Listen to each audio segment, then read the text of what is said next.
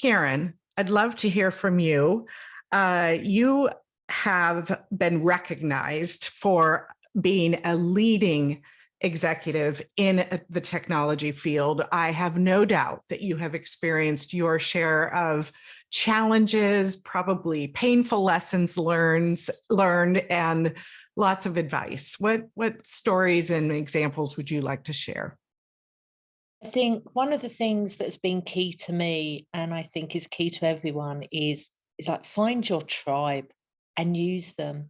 When we were saying earlier about should I go for this job, forward that to your group and say, shall I, shan't I? Because sometimes you need those cheerleaders. And also you're that cheerleader for your group of women around you to say, no, you can do that and let's go for it and support them. And it is that, exactly as Nima just said, it's that network, and we need to work together. For me also, I practice a lot. If I've got a big meeting, and I'll be honest, before I do any presentation, I sit there, I breathe, I practice.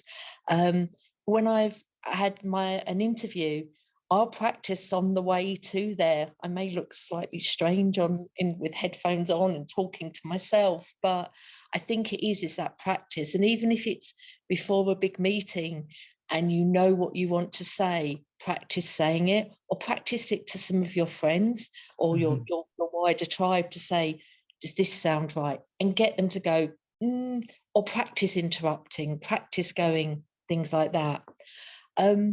Another tip, actually, another Sarah tip, stand up. When you get that opportunity, so I'm quite short, so there isn't a nice equality about Zoom, but a lot of the time I am the only woman in the room.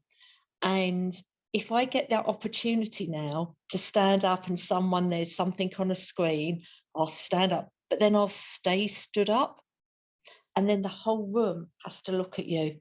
And again, that gives you that authority over that room. And it does, personally, it really helps me. Also, one of the things that I do is I lower my voice. If I need to command the room, I will lower my voice and I will go very slowly. I did it far too long last week at one meeting. I hurt my vocal cords, but it really does keep people focused, because there's lots of research about tones of voice and what people will hear, but it really, really helps. Also, there's phrases that I've learned, like we've all had it. If there was a woman in this virtual room that has not said something, and 30 seconds later someone says the same and everyone goes, yes, that's great. Phrases like, thank you for building upon my idea. It's really helpful. And little bits, just these, it's not being rude, and it's just saying that. And like, sometimes I joke and say, sometimes I just need to take the testosterone out of the room.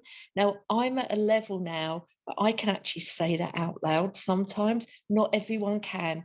And I realise I'm in that privileged position. But sometimes I will say, can we all breathe and get the ego gone? And then bring people back in. But that actually comes with the privilege and the confidence of my position. So I know that is more difficult for everyone. And one of the things that I've found is every time I've changed role, especially, Julie Gillard, who was the first Australian PM, and I was reading some stuff about her, and I really like how she dealt with what she had to deal with.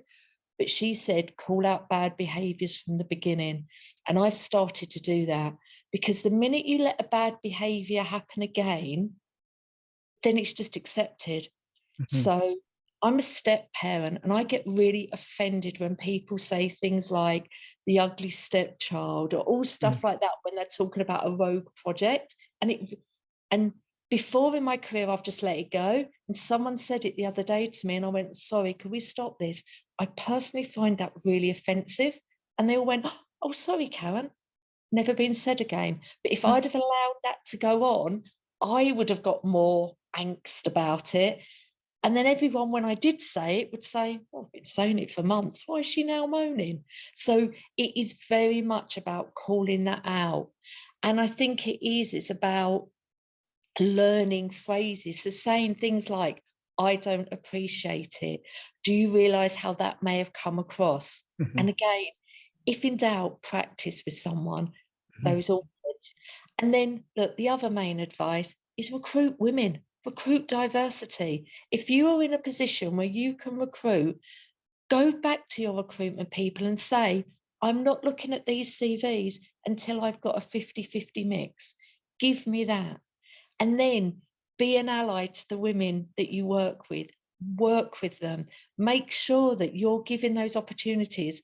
Some of us who have been in technology far too long sit there, and I know how hard it was at the beginning and the opportunities I wasn't given. Well, I can give those opportunities to my staff coming through. I can make sure that I go out to lunch with all my younger, like early career people, because do you know what? I can help them. And then that gets them used to mixing with people at different levels. Have people come and shadow you in a meeting.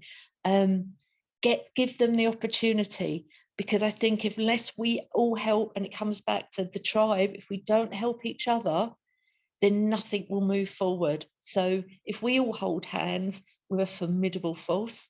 And for me, I think that would be like my main advice. Find some people and just help other people, because I promise you they will help you when you need it as well. Oh, my word. Here's another example of how I'm so grateful this is recorded. Excellent, excellent advice. And some of those things, again, Karen, really simple. Doesn't take a lot of moxie to do. To when you have a really important point, stand up. Change the dynamic by lowering your voice, slowing your rate of speech. And I love the point you made about having the courage to call something out at the moment it happens, because otherwise, and you could do that in a very respectful way, because in some cases, like the step project example, that individual wasn't even aware that that potentially could be hurtful, right?